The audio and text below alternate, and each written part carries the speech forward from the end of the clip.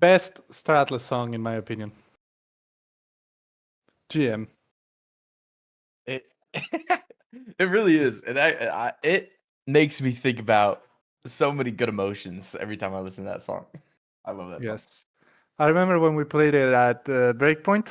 Do you remember when I think it was we played like a little trailer. It was in Amsterdam, I believe. We played a little trailer, and there was that song in there. I almost shed a tear. Had to hold it back. I do remember that. Yes. Yes. GMs to everyone out there. Let me turn on my camera. Dom, do you have your camera? Or is it just me? I can get it on. You cried like a newborn baby, Santi? I mean, I do remember that break point in that video specifically. I mean, we had a bunch of team members there, and there was so much progress that happened that year, and that song, all that. It was a good Yes. moment. I was close to crying. If Close. I Right. shed a tear, I will cry like a Yeah. baby for sure. He said close, but he means he did. Yes. Was also after a very rough period. That's also true. That's also true. Santi has grown up. Did I? Probably 10 years in the almost 5 years I've been working here. People are asking when Holocene. Should we jump into that, Dominic Bain? What was the question? When Sorry, I'm getting my Holocene? camera. Oh, win HoloSim? Oh man. HoloSim season 1, chapter 1, ladies and gentlemen, everybody, Today. listen up, everybody. Listen up. HoloSim season 1, chapter 1, $5,000 in USDC rewards, $30,000 in Star Atlas asset rewards. Man, I mean, people were grinding the hell out of season 0, and there wasn't even anything that came out of that. I mean, you guys did get a badge though. To be fair, you guys did get that badge, which was cool. It's not delayed. It's not delayed. It's just coming out later today. The team is still working on it. Don't worry, the team is still working on it. But man, dude, I'm unbelievably excited. Unbelievably excited for today. Same, man. Same. So I don't know Holocene why to they did me. that countdown. That's a good question, but I don't know. Yes, the countdown was done. Yeah, having the brew time in mind, but some little things came. You know how this works. So no need to panic. It should still happen today, just a little later. Just a little later. We're asking for updates as we speak right now, but the team is working on it. Last time I checked with the Holocim team, they were on the final steps for releasing. But you know how it goes. You know how it goes. Do I have time to make food? Esco says. I don't know. It could very well be 5 minutes, or it could be a little bit more. We'll definitely keep you posted as we hear more from the team. But it should still happen today. It should still happen today. Good time to get the coordination going as well, right, Dominic Bain? There's a lot Exactly, yeah. happening behind the scenes. I'm in some groups. I won't say details, but I'm in some groups. I would only say that Oni is getting ready. Dude, there is a crap ton of coordination happening in the back end. Yeah, Yes. coordination's going for weeks. Yeah, Laranor. Yeah. Seen you out there. Yes. LOL, Oni getting ready. Is that shots from Mud? What faction is winning? What faction is winning this chapter? It's easy. It will be Oni. It's so easy. It's so easy. It's so simple. It's so So easy. simple. It's Yes. gonna be really fun. Only have 3 players, PG says. Why did Oni not show up last time? I mean, we're gonna see the cold hard facts. I'll see you guys in 5 weeks. We'll see who wins. We'll see who wins. Yes. But yeah, we'll keep you posted on Holcim timing. Chatting with the team right now. I just got a ping. Let's say what it says. Testing right now. They're testing right now. I'll ask for an ETA for you guys. We'll ask right now. live, doing it live. But yeah, it should happen soon. Shouldn't be later than today, so should be good. What Should is be good, this? my friends. If you want to play with cool guys and win, pick Ooster. If you want to play with cool guys and almost win, pick Mud. If you want to send gifts and chat about your glory, join Oni. What's the Oh lore here, wow. bro? What's the lore here? Jeez.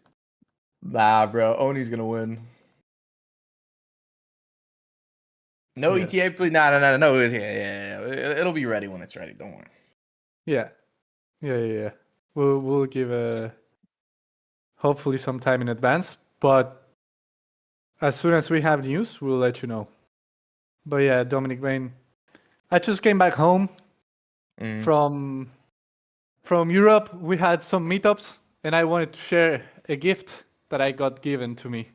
Oh, Look at look at this. that. Yeah. Look at this necklace. That's Look a at this beautiful one. necklace I Yeah, I got. love that. I love Beautiful, that. 3D printed.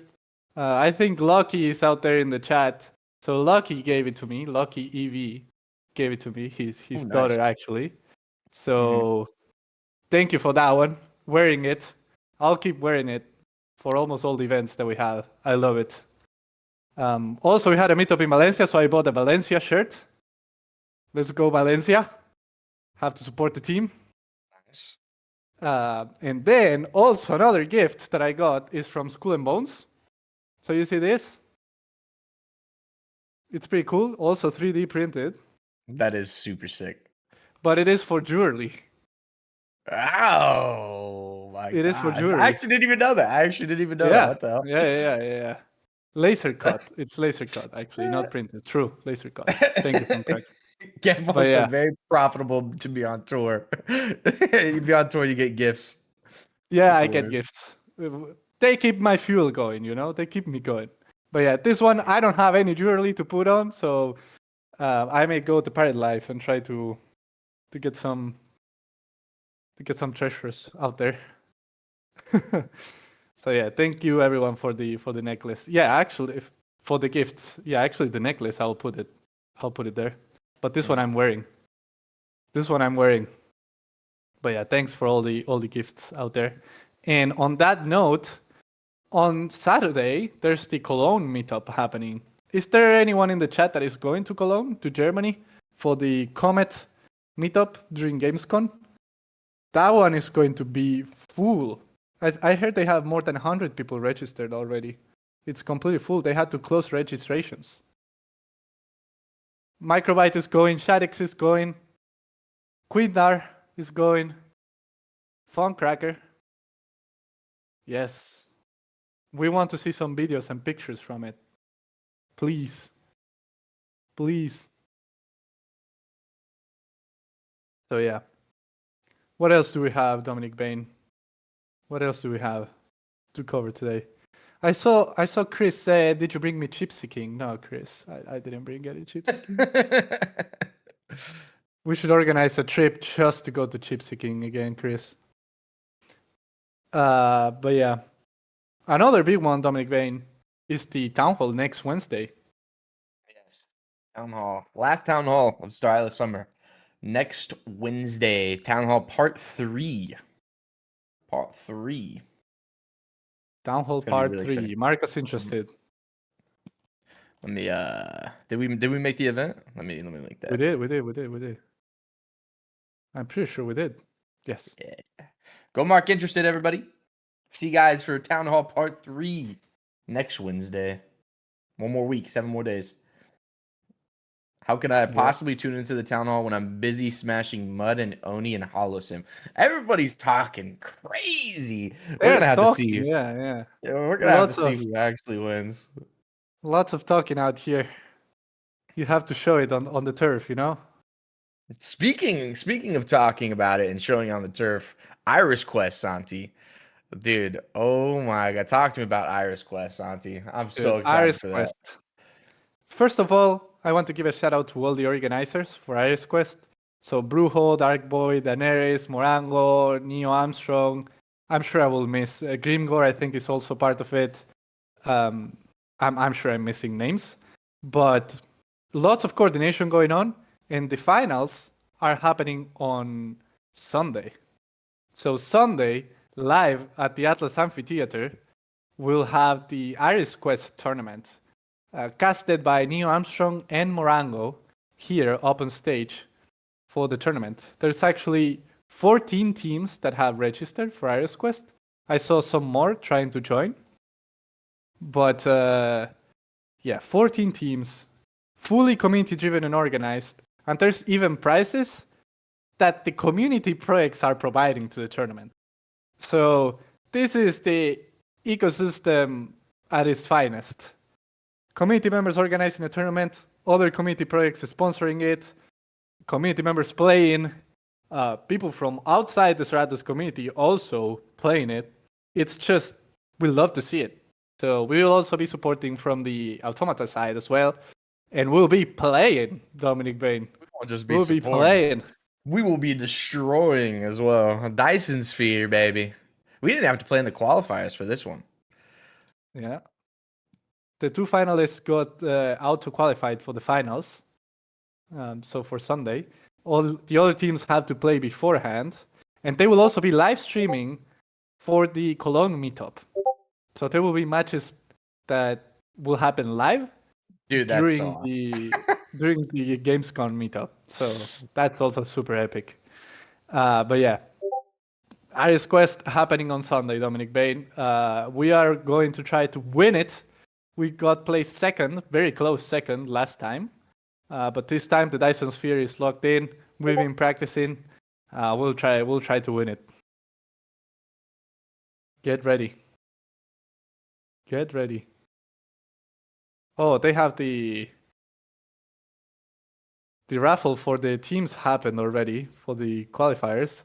I'm guessing this is Neon Army Alpha against Rome, Chimera Bravo against Vanguard, Agron Squad against Neutrons, United Macedonian Gamers against Afia, Vanguard Bravo against Tokenized 360, and Solana Gaming against Chimera Alpha.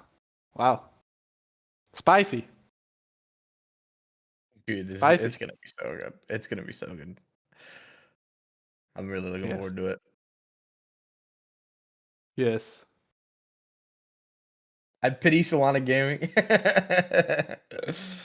Yeah, they have to play against the Hackmer, unfortunately.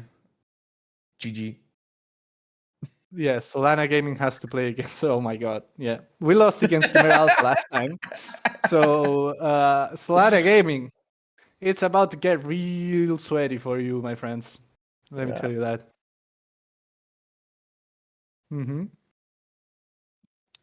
Solana Gaming has to log in. They have to log in. But yeah. What else, Dominic Bain, my friend? Oh, well, one of our community content creators has launched a new episode for their series. So Raspy's Rundown, new episode is out now. You guys can go check it out. Dominic Bain just posted it in the chat. So the Raspy's Rundown is back with episode 2. It's great to stay on top of the news of Star Atlas, guys. So make sure to go check it out. Dominic Bain just posted the link in the chat. Swagner, welcome to the stage. Yo, what did I miss? Is this, bro? Oh, look at that bad boy. Sick. Look at that bad boy. Shout That out is to super Star cool. Blocks. Star Blocks. I loved it. It was so good. Yes. Trademark infringement cool. lawsuit inbound, but super cool. Nah. No way, bro. Nah. Totally joking. I did just commission Enigma 42 on a C11, fully painted out. Oh. Yeah. Nice. It's actually a gift for someone else, so I won't have it, but I'll probably get another one. But yeah, pretty stoked on it. But thank you for the nice gift, floors. Swag. Thank you, man. I appreciate it. You You get got my it for me, company, right? Santiago. You got the pleasure of being able to have calls with me multiple times per day and week. Just What else amazing. could you ask for, man? What else could you ask for? So yeah, I think we covered all the noteworthy news, unless there's anything else from you, Swag or Dom, before we move to the main topic. I think everybody here wants to talk about z.ink. Let's do it. Let's do it. Let's 171. talk about z.ink. 171. Yeah, That's people want to know that's a about pretty big z.ink, audience, right? right? Are you sure? It's People want because to I'm know here. about I z.ink. think. I think it's because I'm Yeah, on. yeah, of course. Yeah, we also need Brett on stage. So Brett, my friend, if you can raise your hands. There we I go. don't even need to raise my hand. I can just do it. Nice. Powers, welcome to the stage, my friend. Thank you. Thank you. Excited. Chris Yes. says the econ forum gets 250. Is that true? I'm not sure if I believe him. It's like 350 from what I've seen, to be honest. Yeah. If you adjust by inflation, yes. Yeah. All right. Well, Brett, we're second class citizens here, man. It's all about the econ, I guess. Yeah. Some people like money for some reason. It's weird. So yeah, we have prepared. Oh yeah, Dom. There's one more thing that we wanted to talk about before, which is the Star Atlas Summer and some of the stats that we have from it. Oh yeah. So Starless Summer, guys, Starless Summer has been, I mean, it's only been a few weeks here, but everything's going really well. I know you guys are particularly interested in kind of marketing front, how that's going, because you guys like boring stats, but a lot of things happening. We've already had, I'll kind of just link this tweet so we can kind of get into everything. But if you guys want to check out some stats on like what's going on, we're tracking obviously impressions, obviously engagements with everything. Obviously, we have our new website homepage. We've gotten a lot of emails signed up already, which has been great. And then we're also tracking our weekly visitors to Discord. So you guys can go check out that tweet if you guys want to. If you guys want to stay up to date on kind of what's going on, how this campaign is performing, but everything is going super well so far, guys. If you guys are interested in that marketing and stats front, but I'm ready. I'm ready for Yes. z.ink. Man, that last one point with the emails, 1,100 emails, crazy. I could actually, I don't know, I could maybe even give an updated number here in just a second. But Dude, 1,100 emails in 5 days collected from the new website. Guys, that's It's a huge. lot. That's a lot. Shout out to our new marketing manager. He's been killing it. Yeah, expand. it's been doing great.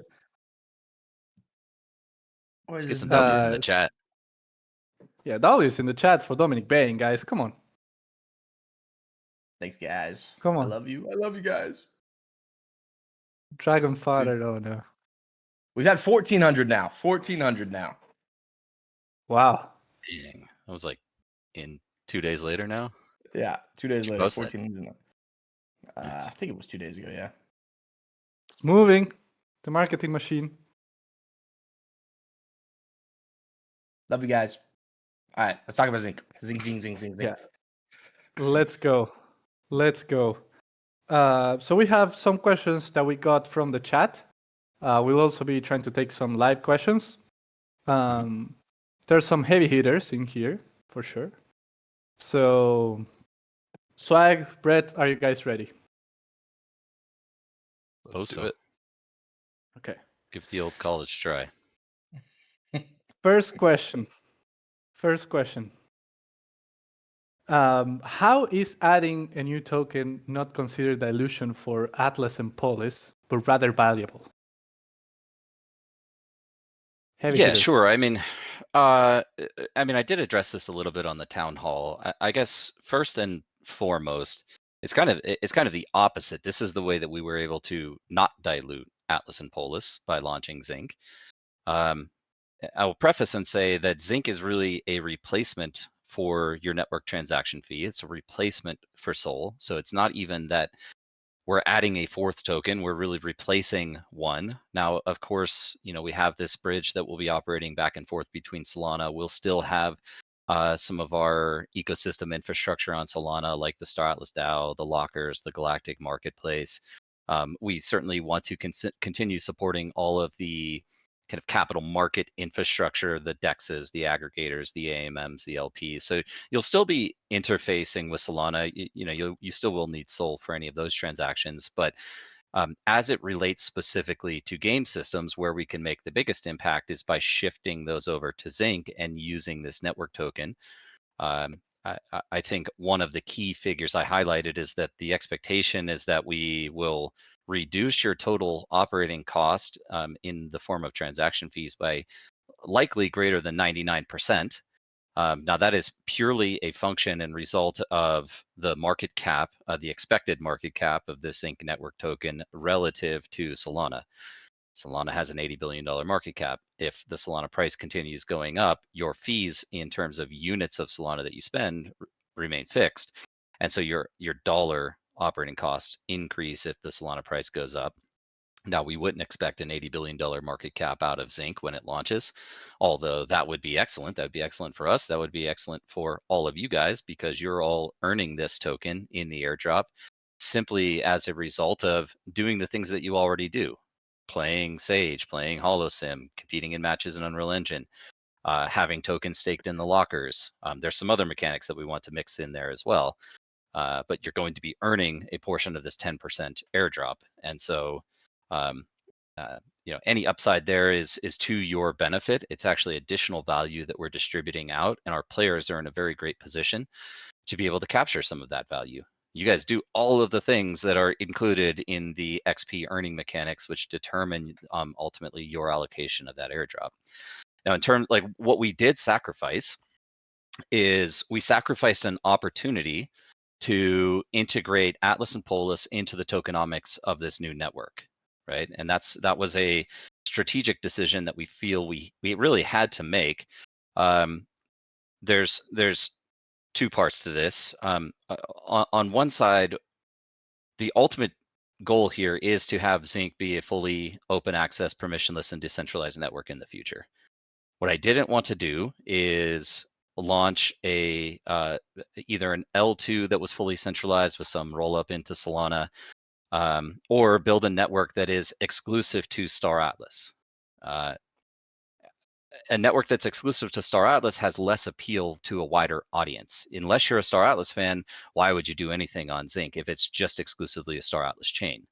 Well, in order for us to achieve genuine decentralization, more things need to be able to build on there, more reasons for people to participate in the network, and that includes all of the applications that you see on any L1 today. That includes things like DeFi and DePIN and marketplaces and NFT launches and probably meme coins too. All of these things that kind of organically can start to build out on z.ink over time as the network opens up. But a key component here is in order to achieve decentralization, you will need incentive capital, right? And so if we want to incentivize validators, that means we have to pay them, we have to subsidize them being a validator so that we can achieve decentralization. Well, what do we pay them with? If we used Atlas and Polis, we would have to pull from the token supply of Atlas or Polis. That means less game rewards. That means lower rewards in the DAO if we were to use Polis. That would be one option. That means you all now have a lower opportunity to earn Atlas and Polis because we're using it for some other purpose, which is achieving decentralization. The alternative is we could mint more Atlas and Polis, and this is where it really directly addresses the question of, is this dilutive or not? Well, if we were to mint more Atlas and Polis, that is directly dilutive. You all now have a smaller proportional share of the total allocation because we decided to mint more tokens, which we are then using to incentivize both network growth and decentralization. So validators is one side, and how we incentivize them is one. But if we also want z.ink to flourish, we want to bring more teams onto this network. We want other projects. We'll have a specific emphasis on other fully on-chain Web3 games, because that is where we genuinely specialize and shine. And we've built all of this internal infrastructure that allows us to run our game systems on-chain that we can also make available to some of these other teams. Well, part of that process, that business development and partnership track that we will need to pursue, again, you very likely need incentives. You need a reason to bring someone over. Why would they build on z.ink and not build on, say, Solana mainnet? And so it's not that we're even necessarily trying to be competitive with Solana. We want to be complementary, but we want to build out a value proposition on z.ink and incentivize growth and adoption. So the entire rationale that went into we're launching this z.ink token was to be non-dilutive, but at the compromise of we're not going to be able to tie Atlas and Polis tokenomics into it. One final piece here, and I think this is actually exceptionally critical, is that if we were using Atlas and Polis, and once again, you're really only going to attract people to the ecosystem that are interested in Atlas and Polis.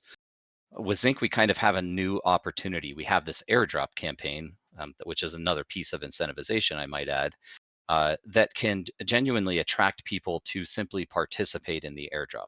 Now, there are pros and cons to that. There are certainly people that just farm airdrops and dump tokens. However, we have that gated behind these specific mechanics that I outlined, which is you have to engage in Star Atlas. And so what we're able to do is create an attention economy around z.ink token, the airdrop, and the TGE. And for those people that are interested in getting access to an allocation of this new pool of capital, this z.ink airdrop allocation, well, now they're funneled directly into Star Atlas products. So all of this is intended to be synergistic across Star Atlas and z.ink to drive user acquisition, to drive engagement, to drive attention, and bring more people into Star Atlas. And the belief is that if we can simply coerce people, not the best word to use, but if we can coerce people into trying Star Atlas products to earn this airdrop, we will have user acquisition as a result because we have a lot of confidence in what we've built and what's coming in the future. So that was an extended answer for this, but again, all of the internal strategy was about how do we not harm the existing tokenomics and not harm Atlas and Polis through some form of dilution, but actually create a new pool of capital that we can use to incentivize growth, decentralization, and user acquisition. Good answer in my opinion. All right. I mean, you can't ever say that we don't ask spicy questions up here, but moving on to the next question here for you, Swag. But is Automata not losing focus by doing z.ink? It's not really losing focus. I guess first and foremost, this was something that really rose out of necessity. There's a lot of feedback. I'll say negative feedback, not necessarily about us, but about the situation and circumstances on Solana, particularly at the start of the year. This was like December last year, going into Q1 this year. I think it was pump fun, meme coin craze. But what we saw was an increase in traffic on Solana that led to congestion, and then the congestion led to priority fees spiking significantly. In some cases, network transaction fees were consuming. The numbers I've heard that we've analyzed are upwards of 30% of gross revenues of players. That's a tax. It's 30% of your income that you are paying because we were running on Solana. Now, the other consequence of that is that it raised the floor on the minimum portfolio size necessary to be able to operate profitably in Sage. Because fees, the transaction fees are relatively fixed. They're relatively flat. Whether you have a lot of assets or few assets, you're still processing almost the same number of transactions. However, your earnings potential scales linearly with the value or the quantity of assets that you have in the game. That's the way it's always been designed, is your earnings are correlated and scale linearly with the amount of capital investment that you put into the game. And so what happens is when the fee is fixed and your income does not scale, it means that you actually need a larger minimum portfolio size to be able to operate profitably to offset those fees. And so with all of that feedback coming in, we heard all of those concerns, and we started having those discussions at the beginning of the year. I made the public statement about Apollo and what our plans were there. And maybe as a quick aside, I know that when I discussed that, I mentioned we absolutely would be using Atlas and Polis within the tokenomics of this new network. But that was really a starting point for us, and we had a considerable number of strategy meetings about this, and ultimately landed on this conclusion that, well, a new network token is actually the optimal path for operating for all of the things that I just mentioned in the previous response. So all of that was just to say we needed to do this. This was necessary for the Star Atlas user base, and building a new network gives us a greater degree of control in how this network grows and how it matures, and really allows us to prioritize Star Atlas users as first-class citizens on a network.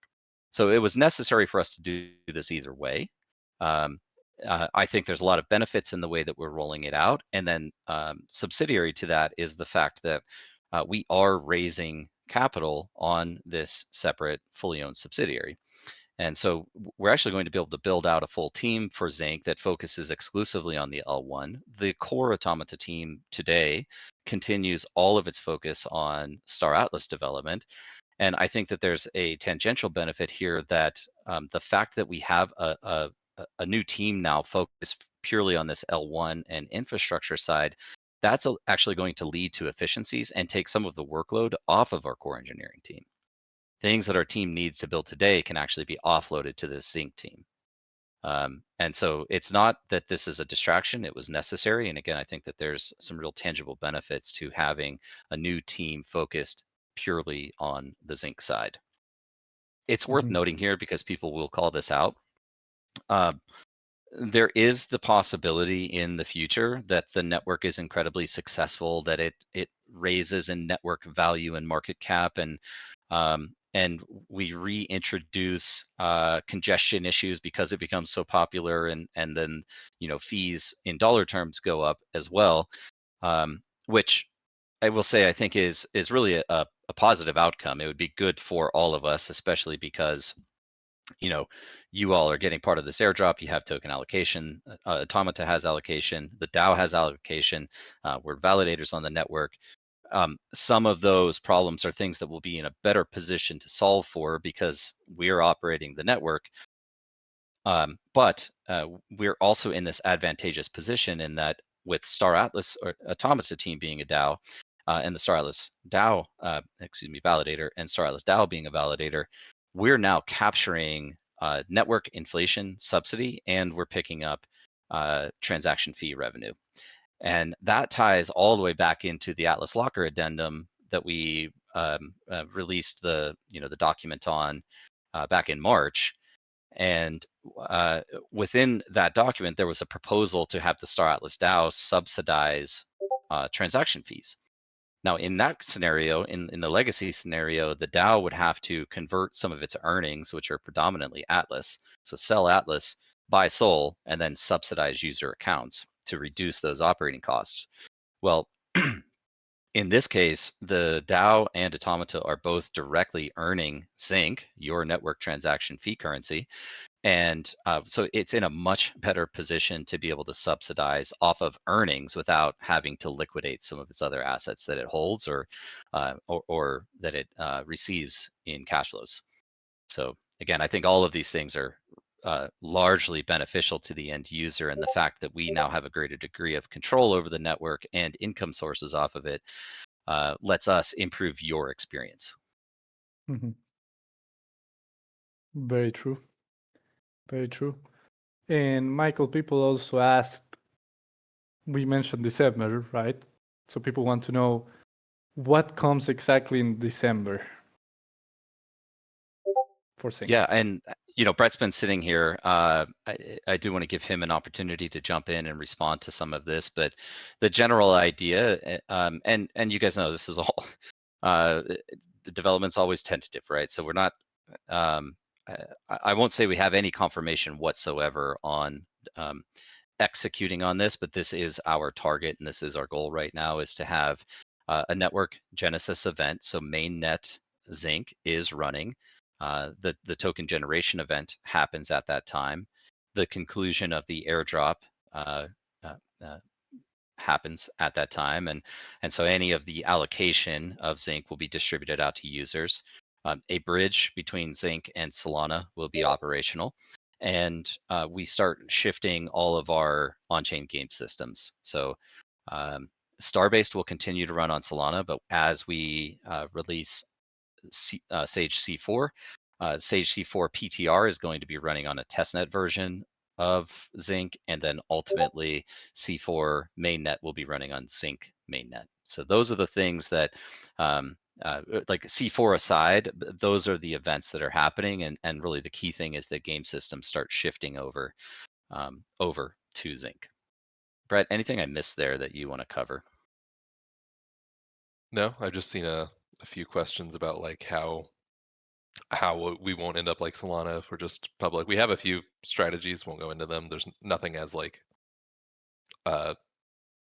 arrogant as saying, oh yeah, we know blockchain's better than Solana, but there's things that we can do that Solana just can't because of the way we position ourselves versus the way that Solana's positioned. So there's a lot of opportunities there to make sure that we don't end up just being Solana 2, right? And same exact issues. I mean, again, if we did, it's really net positive for all of us. That's kind of the best outcome, is that we end up as successful as Solana. You're all here, at the risk of sounding shilly, you are all here ground level, right? First access to this upon the announcement, and again, very well positioned to capture value from the airdrop, because you're already participating in all of the XP earning mechanics. So that would actually be a good outcome, with the exception of, okay, now we have to solve for congestion issues and transaction fees. But I kind of addressed that. We have a way to offset that, because the DAO and Automata both have allocations. We're earning from the network. We're collecting these fees, and we're collecting inflation. So if that was the outcome, I would be actually very happy with it. I think we'd certainly be able to determine how best to maintain a high quality user experience for Star Atlas users. Ooh, moving on to something that I've seen a bunch of questions about is the bridge itself. So moving on to kind of you, Brett, here. But for the bridge, how is that bridge going to work? How much will bridging cost? Is it more than a transaction cost, for example? We'll start there, but there's a few more after that. Yeah, so we can start at the cost bit. We haven't nailed down the final costs. We have basically a proof of concept bridge that is free to users. We're paying the fees to actually do the transactions. In the final version, there's going to be a small fee. We just haven't nailed down the exact amount, but it's mostly going to be to cover our costs on that, to make it not just a drain, right? So somebody can't just keep constantly bridging and draining our banks. It will be more than a transaction cost, but the interaction form, like we've gone with one of the far more secure bridge architectures, where instead of like you talking to a server saying, hey, send these tokens for me and all of that, you do it through the blockchain. So you say, hey, I do a transaction on the blockchain, and that initiates the bridge transaction. So everything is far more decentralized than like the normal bridging aspect, where like, hey, I send my money to this wallet, and I just trust that they're going to do it. It's going the architecture is much more designed around decentralizability, although it will be running in a more centralized aspect at the beginning. But we're going to run many of these servers that are basically agreeing to send tokens across. I don't want to go too into detail on the actual security aspects there, but that's generally how it's going to work. Okay. Another spicy one that we've been getting a bit. I'm not sure if you have the exact specifics to this one, but how's crew gonna work? Will it have to be done one by one, or will you be able to batch it? What are you thinking there? Yeah. Yeah, so it's going to have the same kind of the same methods of working as the port of entry does now. So generally, like, yeah, there may be, you have to sign a bunch of transactions to get the crew over. That's kind of inherent to the way CNFTs work, that if your wallet owns them, your wallet needs to sign to send them somewhere. We're not going to have direct bridging of CNFTs, just because CNFT infrastructure isn't there yet. What we will have is basically direct input into Sage with your crew. If you already have your crew in current Sage, then moving is going to be a lot easier. I'll say that. We won't go into detail about the full transfer system, but transferring from Sage to Solana mainnet to z.ink mainnet is going to be much easier. If you're just getting crew, though, it's going to be very similar to the current crew architecture, and that's just inherent to CNFTs. Yep. I know I said we weren't going to tell people about that transfer mechanism. It would be a good leak, but I don't know. Not sure if we want to do that or not. He was about to leak it, then changed his mind halfway through that sentence. In real time pondering. Oh, did I say that out loud? My bad. Okay. There's another question about the bridge, specifically about the tokens. So how will the tokens work with the bridge? Yeah, so the bridge is a two-way bridge. So tokens that are minted on z.ink or minted on Solana can bridge to the other side. It'll basically have a derived mint on the opposite side, or there's a few other options where we can have like the same mint on both sides, mint ID on both sides, but may not want to do that just for indexing purposes. But it'll basically have a derived mint on the other side. So you put it's basically a bridge where you put money into the bridge program, and the bridge program then mints tokens on the other side. You put those tokens back in, the bridge program releases it on the original side, right? So that's standard bridge stuff, all controlled by a decentralized program there. The centralized part is the communication between the chains, and then with our architecture that we're doing, it's a more common one now is that it will eventually be decentralizable, where we can run like the bridge basically on the validators, and then the validators become the bridge themselves, and it will be at that point as decentralized as the blockchain itself. So, but initially we're just going to run it on our own systems, and it'll be just transferring tokens from one side to the other. You'll have derived versions on the other side. Another big one here is, will we have a security audit, Brett? Yeah, so security is always a top concern for the company. Like that's what we hold in the highest regard. Like we run as many security checks as we can on everything. Like knock on wood, Sage has not had any major issues. We've had minor issues, but the Swiss cheese model of put so many barriers in place that the holes have to line up. We've gotten through holes, but it always hit one other barrier. So we're doing a very similar thing and similar design for the bridge itself. We're going to do things like limiting it to Star Atlas assets only at the beginning. We're not going to have like billions of dollars coming across this bridge, right? So we're gonna limit it there. I've already covered, like, we can decentralize this eventually. Like it's designed to be decentralized, and like users are not directly talking to the bridge program. There's separation there where they are talking to the blockchain, and then the blockchain responds, right? And then the bridge program responds to the blockchain. So there's not like, oh, we're gonna like SQL inject this. You can't even talk to the server, right? So entire classes of bugs are there. So we're gonna hold it to the same high regard as we do everything else we do. Nice. Another one, I don't know if this one is more for Brett or for you, Michael, but will z.ink have a DEX where we can trade? Probably not. With that, well, I don't want to commit to that. I will say we're going to be undertaking partnership and business development efforts as we go through the tail end of the year here. I would like to land some partners for various kind of market structure partners. That's things like having a DEX or having an AMM and LPs. To some extent, it's not super valuable because there won't be a lot of tokens trading on the network. Like most likely, it's only going to be Atlas, Polis, and z.ink trading on the network at inception, with the possibility of maybe having some USDC bridged over, but kind of uncertain where we'll be with that. So, whether there's a DEX or not may or may not even be all that valuable. But what I think is valuable is being able to promote the fact that we are landing partners for these types of services early on, communicating that there's interest in building on this network. That's what I think is more valuable than the actual functionality of the service at inception. I will maybe mention that I'm quite happy that we've actually landed a wallet partner for z.ink. It was one of the big outstanding questions that we had. Obviously, you need a way to be able to transact on the network. Now, we could either build the wallet, or we can have a wallet partner. Us having to build it is more of a draw on resources, and so we do have a great wallet partner in place for this that you'll be able to use to transact on z.ink. I think there was one other thing I wanted to cover. That's right. Yeah.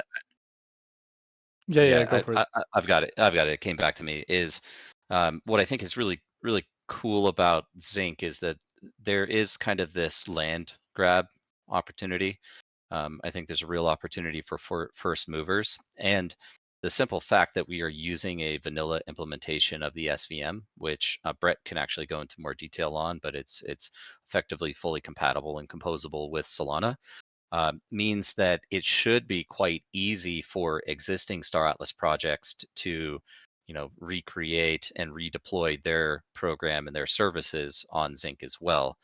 And so what we can present in these partnership conversations is, here's an opportunity to be the first DEX, or to be the first aggregator, or to be the first lending pool, all of these DeFi services that are ultimately valuable to users. And so we want to present that as the value proposition. Again, we can subsidize it. 65% of the token supply is and these are still kind of loose numbers. I don't see them changing dramatically. They might shift a little bit, but we've allocated 65% of the token supply to airdrops, to partnerships, and to grants.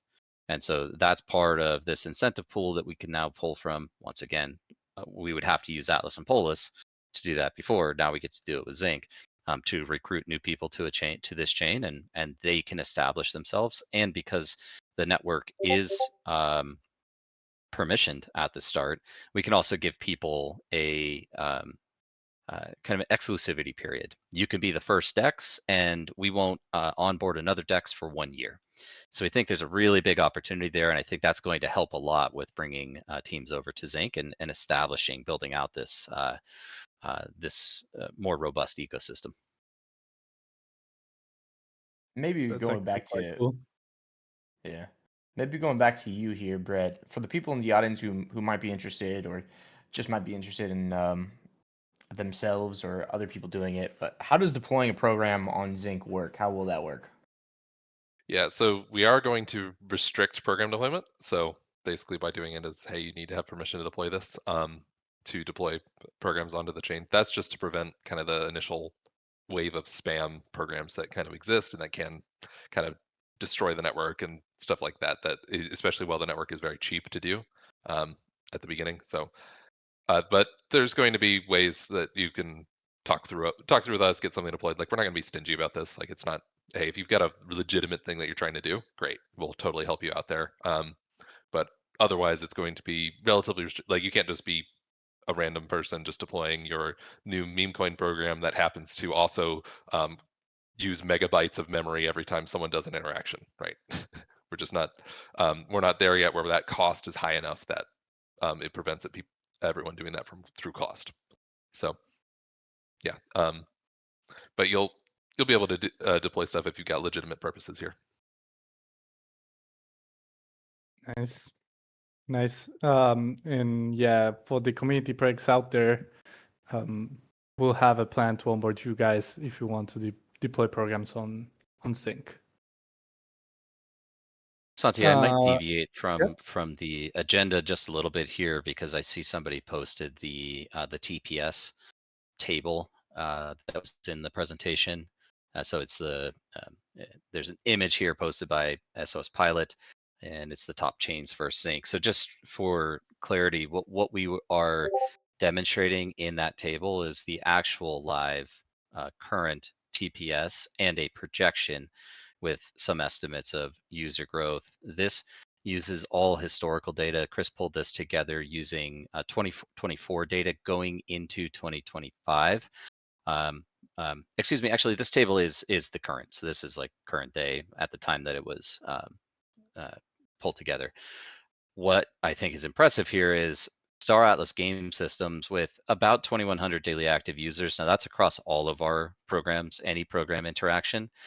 We know that Sage itself has about 1,000 daily active users, and that's probably 95% of where the Star Atlas originated transactions come from.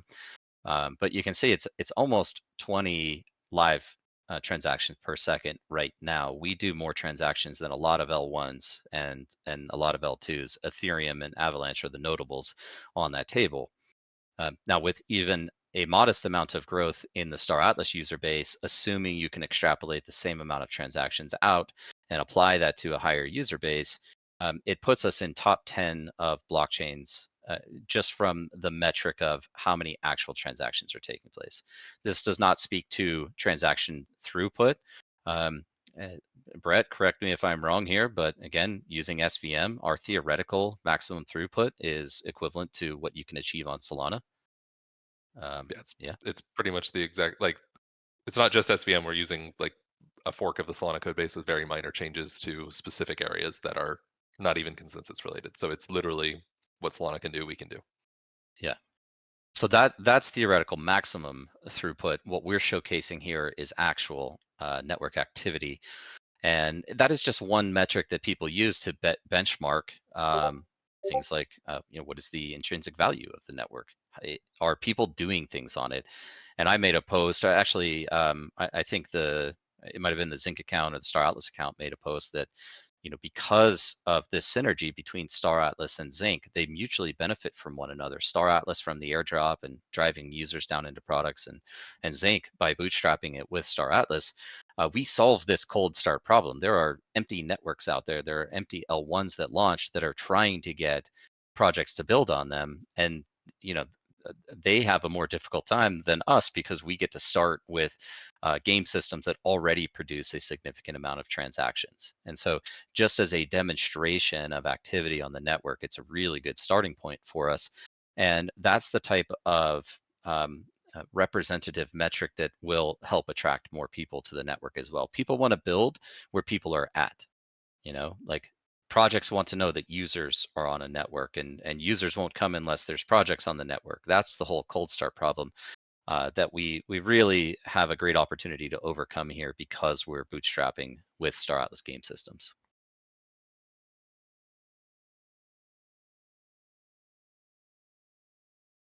Nice. Good explanation, Swag. Okay. Going back to the agenda, there's a question here about validators. Mhm. And it was a common question out there. So how can someone become a validator for z.ink? Yeah, I have to be a little bit conservative on this. There is a capital requirement to becoming a validator. This is also, it's more of a curated experience. There's going to be an exclusive set of validators. So the short answer is there's no public way to become a validator on z.ink right now. We are having conversations with a handful of potential partners, and we're structuring these through licensing deals. So they purchase a license to be a validator. And then that comes with all of these other contingencies on how it works for them and how they capture value. But there's no public way right now, and we're only working with people that we know have expertise in operating a validator on Solana right now. We want that expertise, and it's going to be a very tight group as we control the rollout and launch of z.ink. Nice. That leads to another question, maybe a bit spicy, but what is the path to decentralization for z.ink? For example, what happens if ever in the future Automata runs out of funds, for example? Yeah, I mean, that's a scenario I don't really ever see playing out. I think that there's a position for Automata, regardless of any variety of different scenarios that can play out. I guess obviously it wouldn't be good if that ever did occur. If that potentiality came about. Um, we're driving Star Atlas development. We're driving z.ink development. We're kind of the hand holders and curators of how these things evolve. With all of that said, there's still the possibility, because these are decentralized networks, that they can persist onward without us. Like in the case of Star Atlas, for example, if Automata wasn't around, we could still facilitate a transfer of the Star Atlas IP into the DAO, and then the DAO becomes the owner of that IP and could ultimately seek solutions for how to fund future development. I mean, that again, not a scenario I want to see, but it's a possibility, or it's an option if it ever went that way. And then likewise with z.ink, you just turn around and say, okay, we're no longer gating any of the decentralization process. It opens up to any validators, and then anybody can deploy programs on there. And then the network would have to find its own place and drive its own value. So I guess the point is there are backup options. None of these would be optimal. I mean, the best thing is to, this may sound selfish, but the best thing for really all of us is for Automata to succeed, do well, and continue being in the position that we are to build these things out that we've envisioned. Of course. Okay, spicy one. Moving on. How will the marketplaces work exactly? Things like local marketplaces on z.ink or also the main ones? I guess this is a question for maybe you, Brett. Yeah. So we'll have local marketplaces on z.ink with C4. So the local markets will all be there, including CSS markets, which will now not be just pointing at the Galactic market. They'll be local CSS markets for your faction, especially with combat involved. So the Galactic Marketplace will still exist. It's going to be on Solana mainnet, at least at first. Of course, we're planning to eventually move everything over, but it's just going to take time. But the Galactic Marketplace will be on Solana mainnet, and you can bridge over to it if you want to trade over there. But if you want to do all your trading, you can do all your trading on the z.ink markets if you want. So it'll you'll be able to go to CSS, trade there, probably with the amount of sectors being added and everything. The local markets are going to be much more important. We'll also be able to do like direct asset sales at specific markets and everything. That'll be opened up as well, so we can start selling ships at locations rather than just in the Galactic Marketplace. All of that. So a lot more opportunities there as well. Nice. Then another one for you, Michael, I guess. It's about the subscription tiers and benefits. If you can go over them again, just for clarification purposes. The premium subscription tiers, yeah, we currently have it outlined with 3 different tiers: $10 a month, $20 a month, $30 a month. What we want to do is drive immense value into those subscription tiers. It is the core monetization stream from z.ink itself. Now, I kind of covered a few of those again on the town hall, but things like the .ink premium on-chain naming service that you can we'll probably do some type of auction service around that eventually. Of course, our inflation and fee capture by being a validator, but really the core monetization stream from z.ink is through this premium subscription service. And the idea is to layer in incredible amounts of benefits. The analogy I use is Amazon Prime. This probably is most applicable to our US users, but most people I know have an Amazon Prime subscription because you get the benefits when you buy stuff from Amazon.com, but then they layer in like audiobook benefits, and you get Prime TV, and there's like a bunch of things that are included in it where it makes a ton of sense to pay for the service because of all the benefits you get. That's kind of the philosophy with these premium subscription tiers. Now, the core benefit across all 3 of them, at least at inception, is this XP multiplier concept. And so the tiers are z.ink Alpha, and then Aura, and then Apex is the top tier. You get anywhere from a 1.25x multiplier on your XP all the way up to a 2x multiplier. And so, you might say to yourself, like, what do I get if I pay $30 a month? Well, if it doubles the amount of XP and theoretically doubles the amount of z.ink airdrop allocation that you get as a result, you have to make the determination if you think $30 a month is worth doubling your airdrop allocation. But as you get into the Aura and Apex tiers, then you're getting access to z.ink premium on-chain naming service for free. So instead of going out and buying Swagner.ink, I'll be an Apex subscriber, and so then I get allocated to me Swagner.ink as part of that service, and I get to use that name as long as I'm paying for the subscription. And then beyond that, and Star Atlas is really demonstrating this as a proof of concept, but it's leveraging z.ink as a platform to be as a marketing and distribution platform for things like airdrops. And so again, those higher tiers, you're getting access to Star Atlas game cosmetics, in some cases Star Atlas assets, and other items of value that can be distributed out that you earn along this progression curve. So core, one of the core unique selling points of z.ink is this digital identity layer with a gamified avatar and profile. And as you're leveling up your profile, some of that applies to what is effectively a battle pass in the subscription tiers, and then you're getting access to these airdrops as a result. So again, what we're trying to do is encourage activity and participation and engagement on the network. And if you find value in all of the underlying items, the way that you earn those items is by progressing your z.ink profile.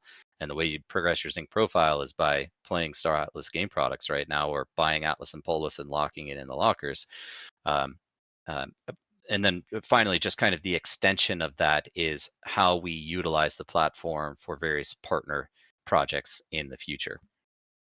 And partner projects can be anything. We want a specific emphasis on bringing at least one other fully on-chain Web3 game into z.ink. Again, we think that there's a lot of expertise that we can provide to those builders in the infrastructure that we've built. And so try to bring another Web3 game in, and then perhaps include them or some assets in that same battle pass concept along with the subscription tiers. And while they could independently facilitate an airdrop to users, what we have the advantage of is being able to really pre-qualify users based on the identity piece. I hesitate to bring it up, but the optional KYC, I know that's a bit of a contentious issue. We do want it to be optional. The fact that it's zero knowledge when it gets built out means that we're taking all of the steps that we possibly can to ensure your data is protected and private and not shared publicly. That's the zero knowledge piece. But what your profile can respond with is some type of binary response of yes or no that KYC was completed. And so I'm going into the pre-qualifications, but one of those might be if the KYC was optionally completed. One of those might be your level, your z.ink profile level. We only want people that are level 20 and beyond, because then we know that that is not just a brand new account that was created to farm whatever the benefits or incentives were. And then we can even go one step further and analyze their on-chain activity and say that these are people that engage with Star Atlas or a different Web3 game. And so now you have a very targeted user profile that you can market directly to, and z.ink can facilitate that. And so we include some of their items in the z.ink subscription service as part of our battle pass. And excuse me, we have those pre-qualified users. This is a great marketing activation for those teams. We're doing it ourselves with Star Atlas assets. And the net benefit though is that core revenue stream of recurring subscription payments, that all flows into z.ink and continues to help with funding. Okay. Another question we are getting a lot is about the airdrop, the actual airdrop campaign. So people are asking when the airdrop campaign starts, when does the actual airdrop happen, and then a specific question about the airdrop that we're getting is what programs in Star Atlas count historic activity. So what is there any historical activity that actually contributes towards your airdrop allocation? I'll just say these are all tentative dates. As you guys know, things are subject to change, but the current target, our goal is to have XP, or excuse me, your z.ink profile registration, I guess I would call it, but that's just creating a profile with a signature, an on-chain signature on z.ink, and then that establishes your profile, and then the airdrop campaign kicks off. So that's where XP tracking, all of the mechanics that we've outlined, that's when XP tracking goes live. That's we're targeting September. The airdrop, if things go to plan, will run for 3 months, and then we get into December. And in December is the Genesis event, the token generation event, airdrop distributions, and game logic shifting over from Star Atlas to run on z.ink. That's the general timeline. We'll see how things work out. In terms of historic activity, we're really not tracking any. Now we might, the community team here, Santi and Dom, are certainly advocating for you guys in providing OGs with some extra value, which I'm supportive of. What I'm sensitive to though is the entire purpose of this airdrop is to attract new people into the ecosystem, into the z.ink ecosystem, and de facto into the Star Atlas ecosystem. Now, if we overweight all of this historical activity, let's say even the 2 years that Sage has been running, and we count those transactions towards your XP, well, first of all, you're immediately going to be massively leveled up. And second of all, you're going to capture 99% of the value of the airdrop, which sounds great for you as an individual. But the downside is it fails to accomplish our goal of actually bringing new people in, because it's a strong disincentive to anyone else if they know that everything that's happened in the past that they were never a part of is directly counted towards this. So what we're looking at is primarily everything starts from scratch. When we activate the XP tracking mechanisms, it's your activity from that point forward, nothing historical. I will emphasize, again, you guys are all in a very great position because you're already doing all of these things. And someone that's new to z.ink that is interested in this airdrop will have to learn how to engage in Sage and HoloSim and play Unreal Engine, and they'll have to go out and buy Atlas and Polus, which again is actually really good for the Star Atlas ecosystem, given the weight that we're applying to locker balances. This should be a driver of market demand for Atlas and Polus to lock up so that they can earn that XP as well. But it's important to me that we make sure it's still a largely fair distribution mechanic. So we're looking at how, what do you get going forward? Now, that's not to say we won't do anything for the OGs. But you all have also been benefiting from participation in the economy and different airdrops that we've done over time, and things like the Golden Carnival and current Sage account level and XP that you've been accruing that's going to pre-level your account when we launch C4. So there's a lot of benefits you guys have already gotten for the airdrop. I want it to be pretty fair. Mm-hmm. Which makes sense. All everything you're saying makes sense. One of the things that we've been discussing, and now nothing is finalized, but we've been discussing maybe some kind of perk for having the battle tested role from the people who were with us down in the in the trenches in the fiery battle. We're talking through things. No promises, of course, but that is what we've been talking about for Yeah, some we cool want stuff to for reward OGs. OGs for sure. By the way, I will reveal this that I don't think we've shared, and it's that one direct benefit that we can offer to the legacy Star Atlas users is a guaranteed free .ink premium domain. So if funcracker.ink, if that's something you're interested in, we know you've been supported forever, we can allocate that that domain to you, and that can be grandfathered in and guaranteed for life. So it's a small thing, it's a cosmetic thing, but it is value that we can deliver to our OGs. Nice. Funkhacker says, I am, but we'll get that Apex Battle Pass anyways. Love that. I think everybody should be getting an Apex Battle Pass. That's the way we designed it. I know I'm signing up for it, but yeah, I think there's going to be an incredible amount of value in that subscription service. I'm laughing at Earther right now. He's calling the King Brian.ink. Man.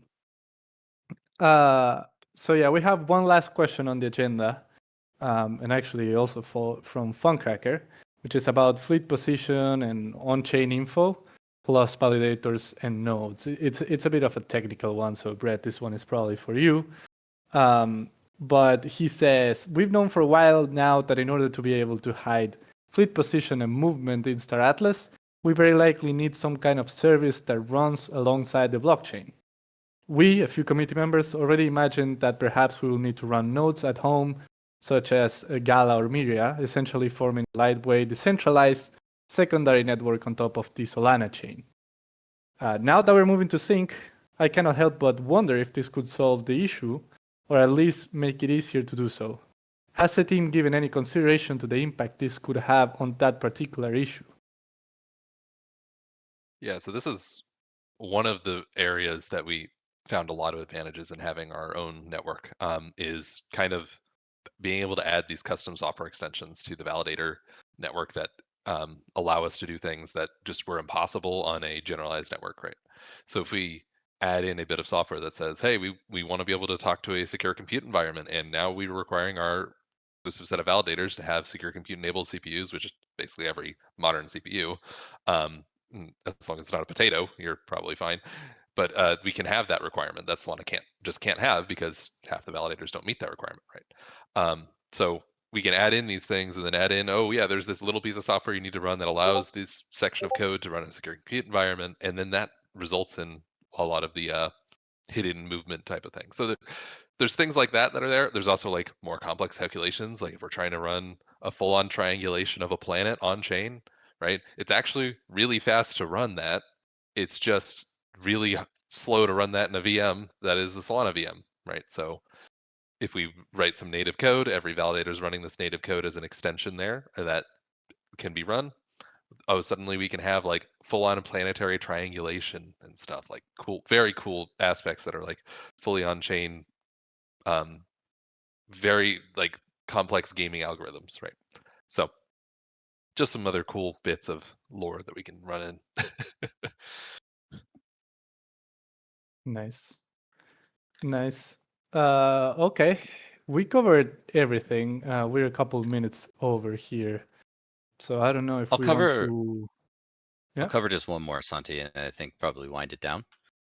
Yep. There was a question that came in from Signal. He said, spicy question, is z.ink better than just going Web 2 with a real money marketplace, on-chain store for players, for automata, for adoption and growth? It's maybe better just to have a buttery smooth hosting at the cost of hardware and electricity, and barrier to entry goes to zero, especially if we're dropping decentralization for improved cost and performance. There's a bit more in there, but uh, no, I don't think it's better to go Web 2. This was actually one of the reasons why we launched z.ink with the intention to decentralize over time. And granted, yes, we are going into a more centralized version, but with that same philosophy that we've always approached development with, which is getting to a fully decentralized state. This is one of the reasons why we didn't go with a Magic Blocks or Sonic SVM, which are great products. But as we discussed those products, these really are centralized L2 solutions that just roll up to Solana. That's not our vision. What we're trying to build is a cyber nation.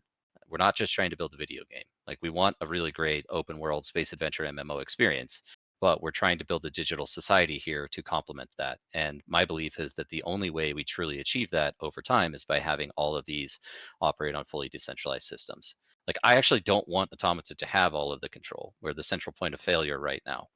And so the deeper we can get into a fully decentralized state, the more censorship resistant the entire concept of Star Atlas is. And so that's always been our goal. That's the North Star. That's what we continue to move forward with. I would go so far as to say I would shut Star Atlas and Automata down before I just pivot us into a pure Web 2 play. And that's an aggressive response to that question. But no, I don't. Even if it's the simpler path, it's JFK, right? We do these things um, uh, not because they are easy, but because they are hard. And yeah. Our version of that is we do these things not because they are easy, but because we have thought they would be easy. Well, okay. I don't know if we probably underestimated just how difficult they would be. I think that's fair to say. But no, that's the goal. That's the dream. Get to this fully decentralized state. The Starless DAO owns the IP, and then this whole digital society runs with or without Automata being around, and so that's what we'll continue working towards. Yes. Great explanation. Okay, we covered a lot. We covered a lot of ground. I think most of the questions that came in from last Town Hall Plus throughout the week at the Sync channel were mostly covered. So, as always, we'll keep replying to questions in the Sync chat. So Michael is pretty active in there, Brett as well. So if you guys have questions to steal after this brew, you can go there and ask them. But also, we'll probably, this is already recorded by Star Atlas TV. We'll drop a link for people. We'll probably post a little announcement with it. And we can also create an AI summary of this brew where you can ask questions directly to the AI and get the answers from the content that we shared here. So we'll probably do that as well. But we covered a lot.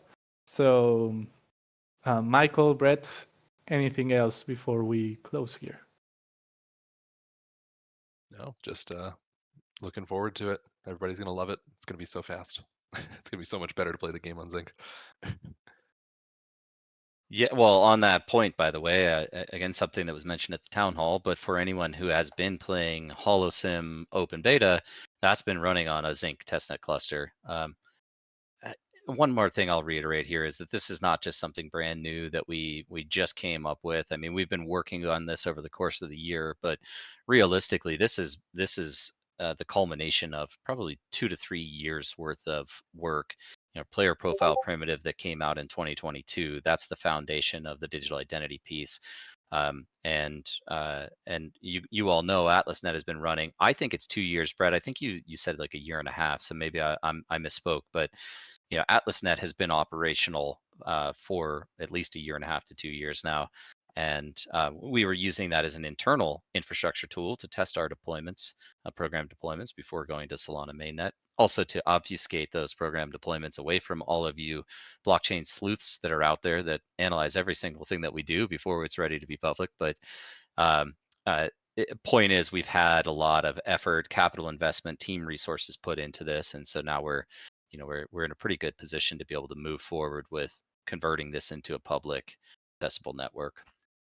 But I think that's it. I will close just with one final point on the Solana side, and that I want to emphasize that we really see this as being complementary, not competitive. We're not trying to abandon Solana. We're not trying to say we don't like Solana. We're using SVM for a reason. We have a lot of confidence in the tech. We're still going to be running programs on Solana. There's still going to be a bridge. And so, this is about how do we optimize our own user experience and solve very real problems that you all are facing, and then turn it into something that achieves our long-term goal of decentralization. Mm-hmm. Yeah, even Anatoly commented on that, Michael, with a quite positive comment on X. Yeah. Mm-hmm. So yeah. Okay. One last thing before we close, unrelated to z.ink, is that you guys should tune in to a couple events that are upcoming. First one on Sunday, you can go see the Dyson Sphere crush everyone at the Iris Quest tournament. So mark us interested there. So you can catch the stream. Just drop the link in the chat. Make sure to mark us interested. Sunday is the tournament. 14 teams are competing for eternal glory in there. And also next week, we have the last town hall of Star Atlas Summer, Town Hall Part 3. So mark us interested for that one as well. No spoilers, just don't miss it. Hey, I have a spicy question to close with. Yep. Chip said he's been playing. He wants to apply to be a member of the Dyson Sphere. I'm curious, put it out the public vote. I'm the anchor on the team. I'm holding everyone back, on the bottom of the frags. Should we sub out Chip for me? Or do you think What the heck? No. What the heck? Come For on. you? Dude, I'll go out. Yeah. I'll be a caster. We'll bring Chip in. Yeah, Chip Sub actually Chip for has James? That's not happening, dude. We can rotate. But I think Chip is not available on Sunday, unfortunately. Already talked. Okay. He received a formal invitation to join the Dyson Sphere. He will be on the next one, probably. So, yeah. Nice. Okay. Everyone's here to watch Cheat you codes camp. activated. He's just gonna up the number of players.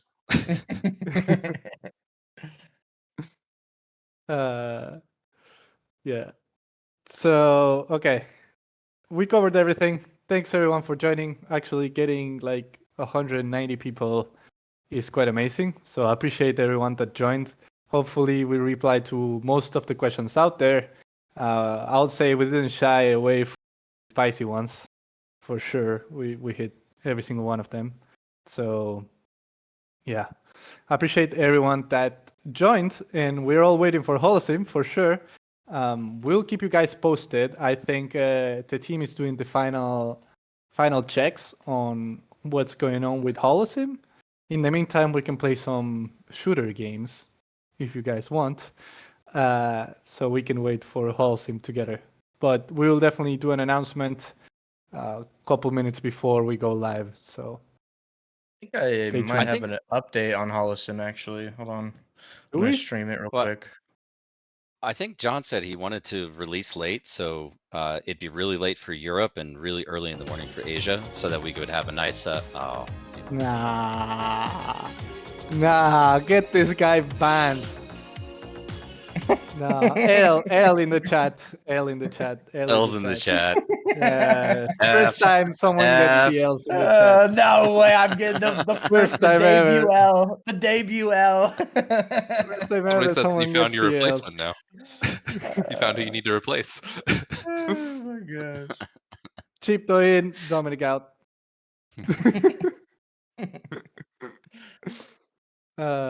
So yeah, guys, stay tuned. Stay tuned. We'll definitely announce before we go live. Team is working through everything right now. So okay. Working hard. Yes. All right, everyone. Thank you so much for joining. We'll post an announcement with the AI summary and questions that you can ask, plus the recording in case anyone missed the first part. So see you on Sunday for the tournament and on Wednesday for the last town hall of this Atlas summer. Thanks, everyone. Yeah. Thank you guys. Bye-bye. Thanks everyone.